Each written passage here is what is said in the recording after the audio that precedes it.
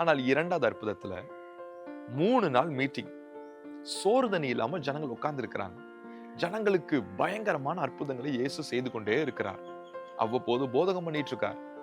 ஆனால் 3 நாளாய் ஆண்டவர் கவனித்து பார்த்தார். ஒரு நாள் கூட இந்த சீஷர்கள் வந்து இயேசுவின் இடத்துல இந்த ஜனங்களை பற்றி பேசவே இல்லை. இவங்க சாப்பிட்டாங்களா, சாப்பிடலையா, இவங்களை அனுப்பலாமா, எப்படி அனுப்பலாம், எதை குறித்தும் அக்கறையே இல்லாம உட்கார்ந்து இருக்கிறாங்க. இயேசு பொறுத்து பொறுத்து பார்த்தார். சீஷர்களை வர சொன்னார். இவங்க பட்னியா இருக்கிறாங்க, இவங்களை பட்னியோட வீட்டுக்கு அனுப்ப எனக்கு மனதில்லை, ஏதாவது ஆகாரம் கொடுக்கலாம் அப்படின்ற. அதற்கு அந்த சீஷர்கள் சொன்னாங்க பாருங்க ஒரு பதில். இவ்வளோ பெரிய ஜனத்துக்கு நாங்க சாப்பாடுக்கு எங்க போறது? இந்த வார்த்தையை கேட்ட உடனே ஆண்டவருடைய இருதயத்துல ரொம்ப பெரிய வேதனை வந்திருக்கும். கொஞ்ச நாளைக்கு முன்னாடி தாங்க 5 அப்பத்தை 5000 பேருக்கு போஷித்து ஒரு மிகப்பெரிய அற்புதத்தை நடத்தினாரு. அதை இவ்வளவு சீக்கிரம் மறந்துட்டாங்களா? இந்த சீஷர்கள் சொல்லிதான் இயேசுவே அந்த அற்புதத்தை செய்தார். அப்போ இன்றைக்கு அந்த அற்புதத்தை செய்ய மாட்டேன் என்று நினைத்து விட்டார்களா? சீஷர்களுக்கு அப்படி என்னதான் ஆச்சு? ஏன் இப்படி இன்வால்வ்மெண்டே இல்லாம இருக்கிறாங்க? முதல் அற்புதத்துல இருந்த ஆர்வம் இதுல இல்ல.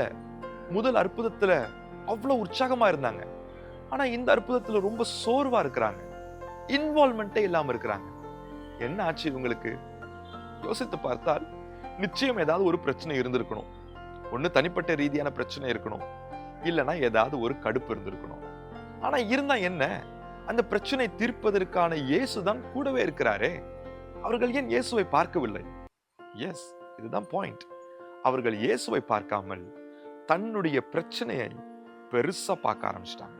பிரச்சனையை ரொம்ப ஆழமாய் யோசிக்கும் பொழுது அவர்களுக்கு சோர்வு வந்து விடுகிறது. தேவனுடைய பணியை செய்ய அவர்களால் முடியாமல் போகிறது.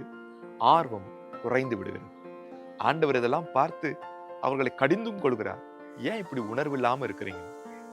இன்றைக்கும் சிலர் ஆரம்பத்தில் ஆண்டவருக்காய் ஓடினது போல இப்ப ஓடுகிறது இல்லையே. ஆண்டவருக்காய் இருந்த அந்த ஆர்வம், தாகம் இன்றைக்கு குறைந்து போய்விட்டதே.